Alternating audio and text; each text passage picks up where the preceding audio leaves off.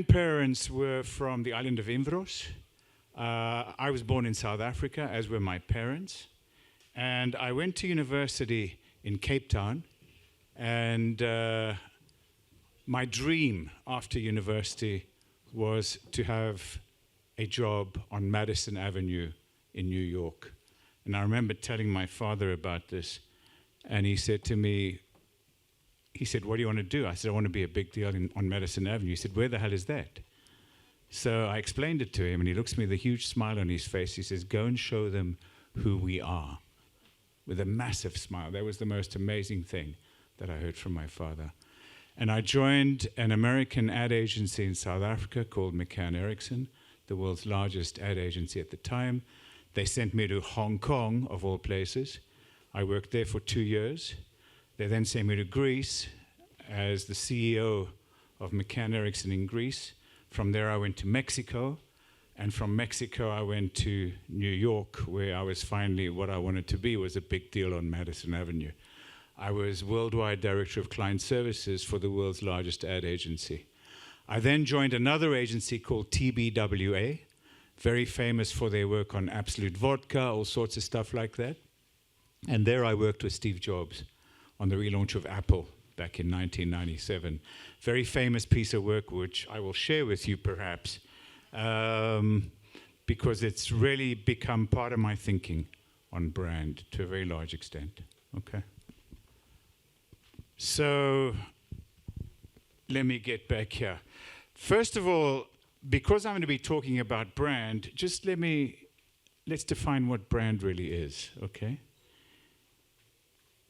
Here is what the American Marketing Association says. It says brand is a name, a term, a design, a symbol, or any other feature that identifies one seller's goods or service as distinct from those of other sellers. And that's the American Marketing Association, okay? The word brand actually comes from the German word for fire, Brand. And the reason for that is that they would put branding irons in the fire and burn a logo on cattle. That's exactly where the word comes from, okay? I think that's absolute nonsense. Brand is not a logo. It's much, much more than that. I like the definition that Jeff Bezos has got. He says, brand is what people say about you when you're not in the room. And I think that's spot on. In other words, brand is like the footprints that you leave in the sand behind you. And brand is the result of what you say, what you don't say, what you do, and what you don't do. Because everything communicates. And to make it more complicated, everyone communicates. So it's clear, brand works from the inside out. Brand is culture. And as Peter Drucker says, culture eats strategy for breakfast. Okay? Now just think of all of that in the context of a country. I gave a talk quite a few years ago where I said rebranding Greece is about rebranding Greeks. Because Greece is not just the country and the hotels, as somebody said earlier. Agree 100%. It's much, much more than that. It's the experience that you've got with personal contacts. It's touch points that you've got. The taxi driver communicates. The restaurant owner communicates. Everybody communicates.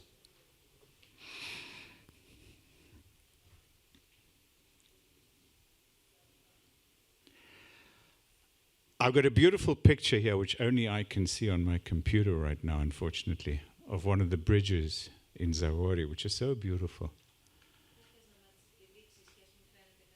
Oh, because it's going to take me 5 minutes to try to get that to happen.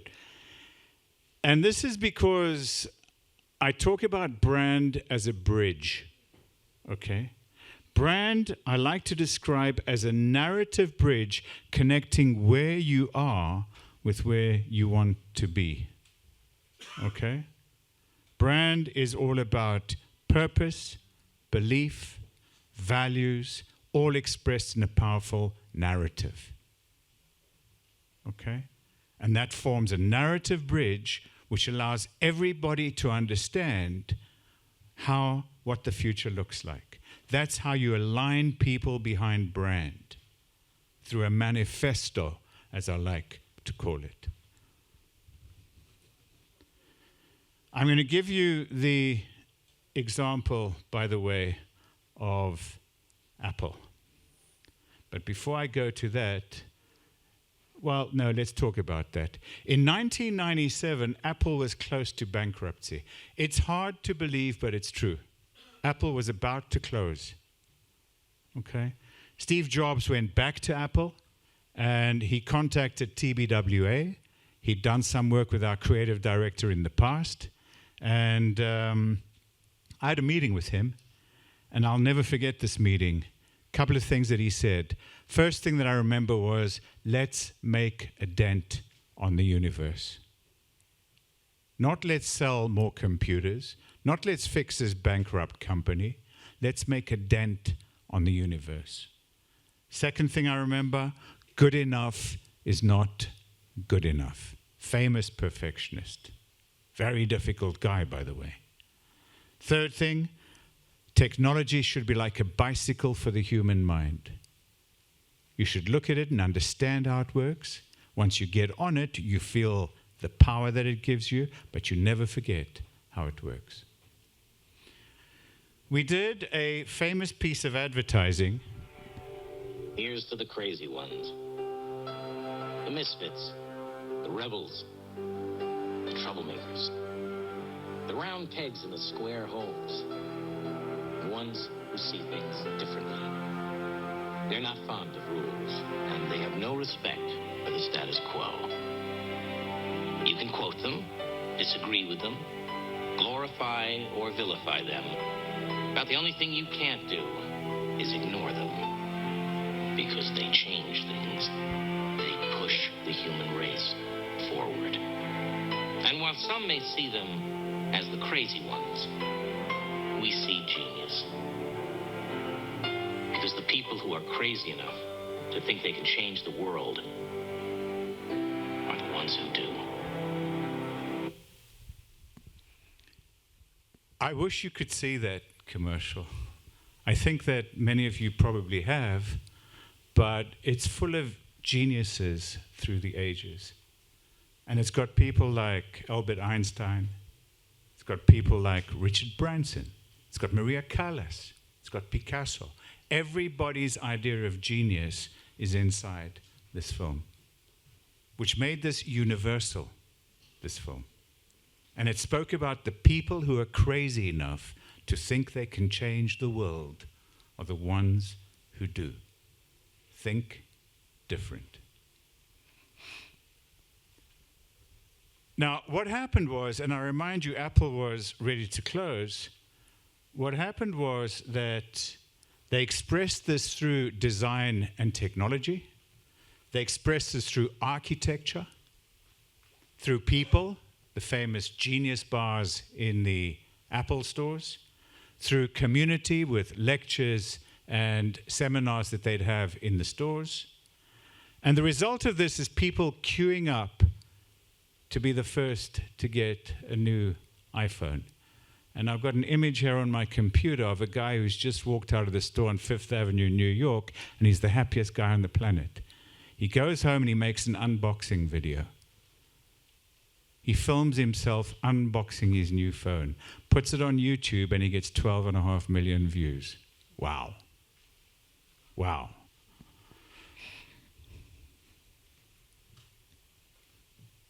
I want to stress something, that what Apple did, probably their biggest innovation, Apple was full of innovations, iPod, iPad, the iPhone, etc., etc. But probably their biggest innovation was the Apple stores. Before that, we used to buy computers in computer stores. And you'd walk in and you'd go up to a shelf and all the computers would be lined up there and you'd choose one and walk out. The Apple stores became theaters where the Apple brand came alive. And that's exactly, in my opinion, how tourism works. It's a theater which comes alive with people.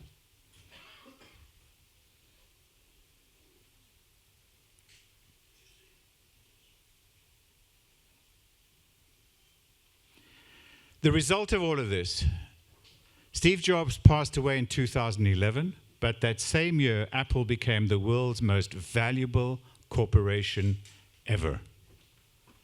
2018, it reached a valuation of $1 trillion. No company had ever reached that before that. 2018, it was worth $2 trillion, and in 2020, $3 trillion. And that's the value that it's been holding since then. Quite remarkable for a company that was bankrupt in 1997. Something that powerful brand does, it creates a connection, a human connection. And I heard people talking earlier about the importance of being human. Terribly important. Because a human connection creates loyalty. Loyalty creates the conditions for sustainable growth.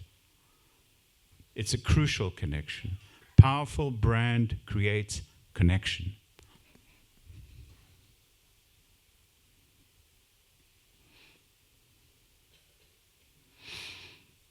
So, the narrative bridge in the case of Apple was that commercial, which I didn't show you, but you listened to, which says the people who are crazy enough to think they can change the world are the ones who do. That connects where Apple was with where Apple wanted to be. And it allowed everybody to go on that ride with them. Now, protagonist brands. Every category has a protagonist, a brand that defines the category. No matter where I go in the world, if I say soft drink, people are going to say to me Coca-Cola. What's the Coca-Cola of cigarettes? Marlboro. What is the Marlboro of sports shoes? Nike. What's the Nike of coffee shops? Starbucks. 42,000 coffee shops around the world selling not so great coffee at very high prices. The Starbucks of beer. Heineken. Americans say Budweiser. The rest of the world says Heineken. The Heineken of electric cars. For the time being. The Tesla of search engines. Google. The Google of computers. Apple. I think what's very interesting here is the way that these protagonist brands define themselves. Nike does not talk about their shoes. They talk about find your greatness. About how everybody can reach their greatness. Starbucks talks about the third place. The first place is your home. The second place is your office. And Starbucks wants to be the third place in everybody's life. That's how they've got 42,000 coffee shops around the world. And the people who work there, the baristas, they wear an apron. Inside, something is printed, which they look at every single morning. And what it says is, we create inspired moments in each customer's day. Anticipate, connect, personalize, own. They write your name on the cup. Dale Carnegie said, a person's own name is the sweetest and most important sound in any language. That's that human connection I was talking about.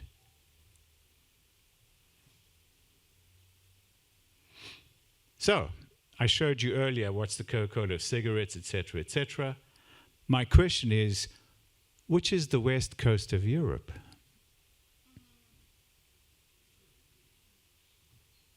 I gave a talk quite a few years ago where I said Greece can and should be the west coast of Europe. the innovation hub of Europe. And I wasn't just talking about our innovation capability. If you look at California in relationship to the rest of the states, it's got the weather, it's got the lifestyle, it's got the food, it's got all those things. It attracts talent. And I think Greece has got all of those things, plus there's a fair amount of talent right here. Nick Malkoutsis from Kathimerini said, it's a crazy idea, but it's just about crazy enough to succeed. Obviously, he looked at the Apple video. And here, I believe, is the opportunity for Ioannina and the Zagori region. If you think about it, we have the potential to attract startups, VC funds, foreign investment, to create an innovation ecosystem, to create a financial ecosystem, to create a talent ecosystem. Digital nomads would come flocking to that kind of environment, by the way. To build around this an educational infrastructure, a technology infrastructure, a service infrastructure. The lifestyle is certainly here, and the natural beauty, there's tons of it. Greece can and should be the west coast of Europe, and I believe that Ioannina and the Zagori region can and should be the west coast of the west coast of Europe, if you get my drift. It all starts with the following: the narrative bridge that I described earlier. A bridge that unites everybody, aligns everybody behind this. Because brand must align everybody. Everything communicates, as I said. I once did some work for a rather large Dutch company, a company specializing in building super yachts. They did the super yacht of Jeff Bezos a couple of years ago. You may recall that. A boat, by the way, which cost $460 million. I did their brand for them. Their desire was to become the #1 super yacht builder in the world, which they have become. And what I did for them was I created a string of DNA which had the photograph of every single person in the company included in it. And I said, when me becomes we, everything becomes possible. And I made the M on the we spin around to become we. I wish I could show that to you, but I can't.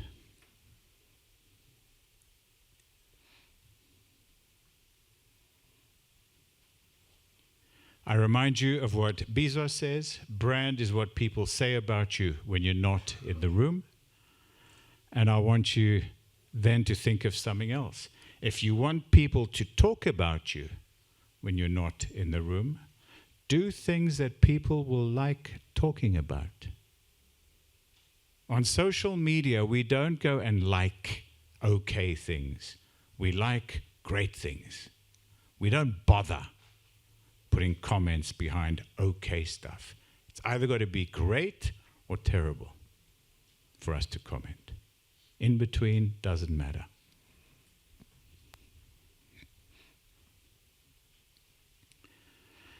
So if you want people to talk about you, do things that people like talking about. A couple of years ago, I was interviewed by a journalist from Süddeutsche Zeitung.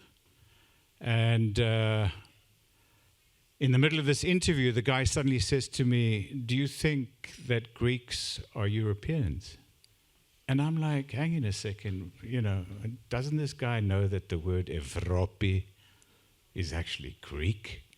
And then I realized what he was asking me. This was, by the way, during the crisis. What he was really asking me was, what role do Greeks play in the modern world, and specifically in Europe at the time? Here's what I answered him. I said, we'll never be good Germans, but we must become exceptional Greeks.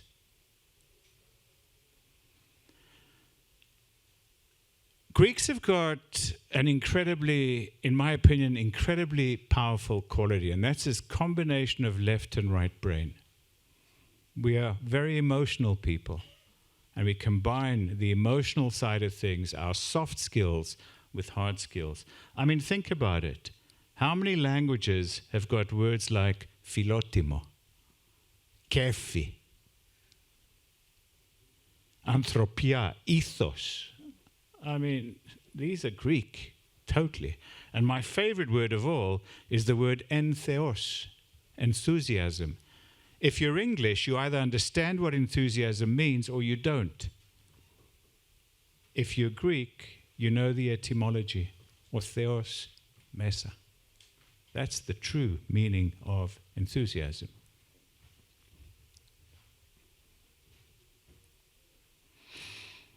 I want to talk about something that I've witnessed in the very recent past.